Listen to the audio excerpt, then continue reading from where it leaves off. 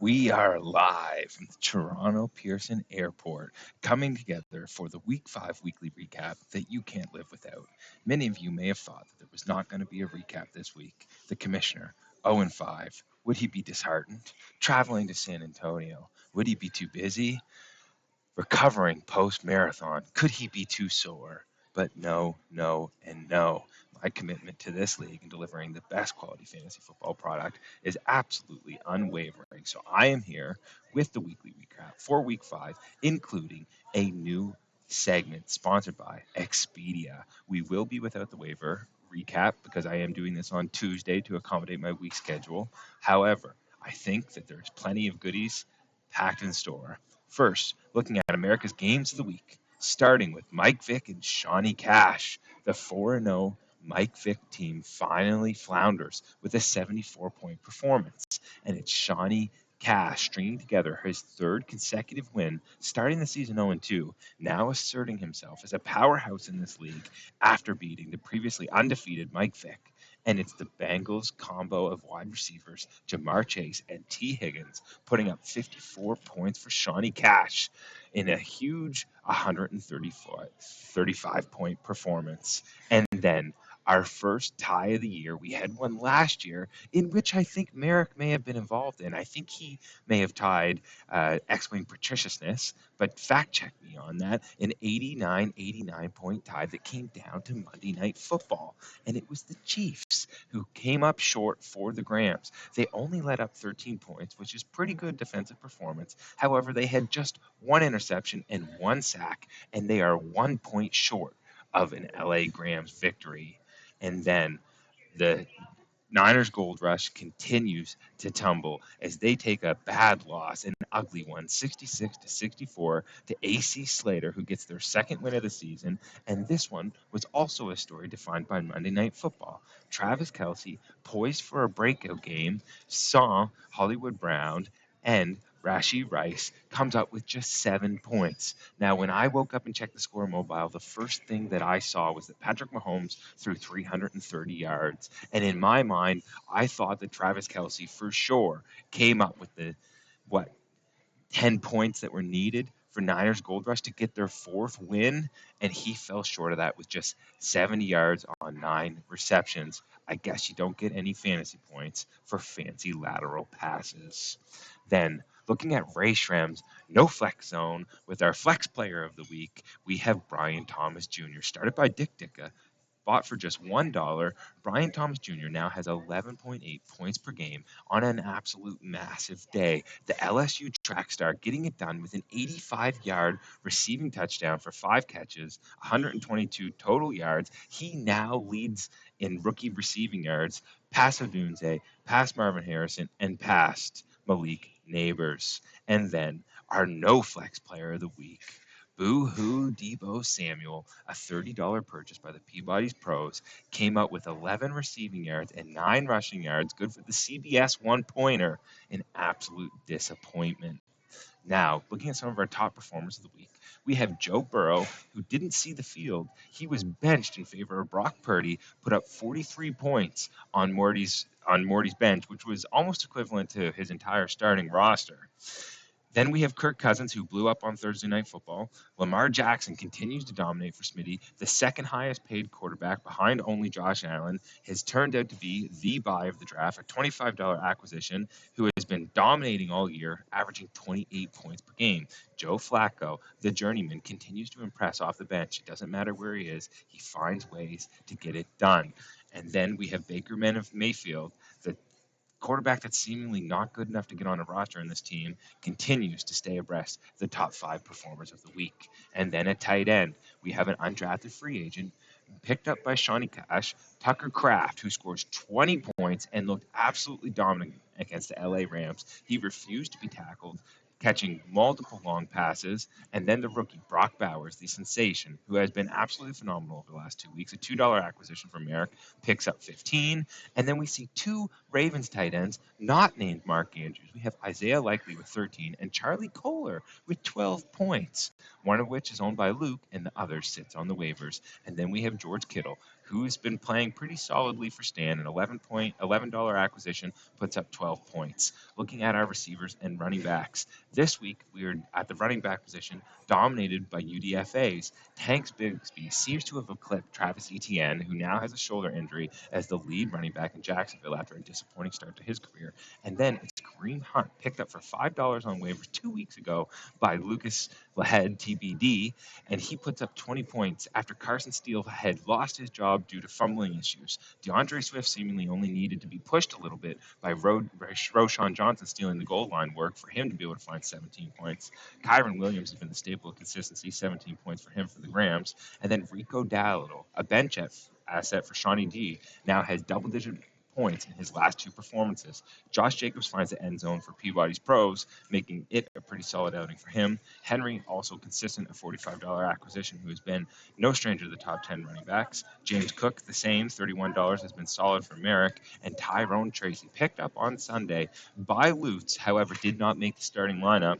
He was benched in favor of Devon Achane, who left the game with concussion. Ramondre Stevenson, nearly really up against the ropes, about to lose his job to Antonio Gibson. However, he is able to hold on the ball, no fumbling issues, and he finds the end zone for 14 points for Lucas Lahead, TBD. Roshan Johnson, the aforementioned running back who has been stealing goal line work for the Bears, the guy that got punched in the face while he was dressed for a game against the Texans Houstons in which he did not play, was seemingly showing the coaches that he was ready, and he is showing us now that he certainly was. Looking over at the wide receivers, we have Jamar Chase, who I mentioned earlier, dominated for Shawnee Cash, 34 points. DJ Moore cried his way into increased usage, got another 25-point performance. And then the breakout performance for Darnell Mooney for Smitty, who he picked up off the waivers to play for Devonta Smith, who is on a bye. What an absolute find by Smitty as Auction Matthews continues to surge. That is fantastic management. I was able to get a good performance out of Drake London, who started my week off absolutely fantastic with 24 points in the high-scoring affair against the Bucks. Alec Pierce just needs a guy that can throw the ball to be a dominant fantasy wide receiver. We've seen him on this list a few times, just not able to get it done with Anthony Richardson. Mentioned Brian Thomas already, stud. Darius Slayton used to be a stud, found his way back into relevancy. Saw Malik Neighbors, needed someone to step up there as they trailed the Seahawks and did find a way to come away with the win. T. Higgins, mentioned earlier, coupled up with Jamar Chase, put up a lot of points for Shawnee G. And then it's the $60 purchase. Garrett Wilson, who has been causing nothing but headaches for Ricky Barber, makes it in the lineup, goes over to London, 20 targets, good for 19 fantasy points. Mike Evans, big day, 2 tuds in the game against the Falcons. That's 17 points for Peabody's Pros for just $25. Now, looking at our big D of the week, over again in London, we have Shawnee G picking up the Minnesota Vikings, where they scored a 63-yard defensive touchdown, recorded 3 interceptions, 3 sacks, and let up just 17 points and 254 yards as they made Aaron Rodgers question why he's still playing football. Now, our new segment, sponsored by Expedia. You could have been there. This segment is all about highlighting life's opportunities and the places you could have gone. Now, the league average for fantasy points this week was 84 points. But if we look at the individual scores, 77 points would have been good enough to beat 6 teams: the pros, the very strong Mike Vick, X-Wing Patriciousness, Roger Goodell, AC Slater, and 49ers Gold Rush all would have fell to 77 points. So I would like to introduce you to the 13th league member, Frankenstein. Now, Frankenstein didn't get to draft. Frankenstein has no fab, but Frankenstein gets to make some sound pickups off the waivers after the weeks are played to see just how easy it would have been to pick up wins in this league. Starting at quarterback, we have Kirk Cousins, who is primed to break out on Thursday Night Football. He wasn't good enough for Washington. He wasn't good enough for Minnesota, but he is good enough for Frankenstein as he puts up 42 points and is the QB1 on the week as he goes absolutely nuclear against the Bucks. Then Jeremy Nichols, a name who we've seen floating around with Austin Eckler a little bit banged up. Jeremy Nichols, impressed just 2 weeks ago, putting up over 10 points, would have been fine enough to slide into your RB spot in a pinch and pick you up 10 versus Cleveland, a pretty friendly matchup. Then we get Jaleel McLaughlin, another running back who is certainly not a lead back by any means, but is is a steady part of the rotation in Denver, playing Las Vegas, thinking that maybe Denver gets out to a lead and we find some work for Jaleel, or maybe they get down and he gets the passing game work. Either way, comes away with 8 points. Then the obvious play, Juju Smith-Schuster. We've seen him do this before, where we've got no Rashee Rice. Someone has to fill the void. It's still Patrick Mahomes. He's really the WR1 for Patrick Mahomes. He's sitting on the waivers, 16 points versus New Orleans. Jalen Tolbert, no Braden Cooks. Could have slid him in your lineup against Pitt. Good for 14 points. Colby Parkinson, the tight end one and the main tight end for Matt Stafford, playing Green Bay in a game that the Rams were scheduled to trail in. Got to be some passing work there. Keep up with everyone else in the league with 5 points from your tight end. And then we've got Wan'Dale Robinson, an absolute target hog. And we got no Malik Neighbors in the lineup.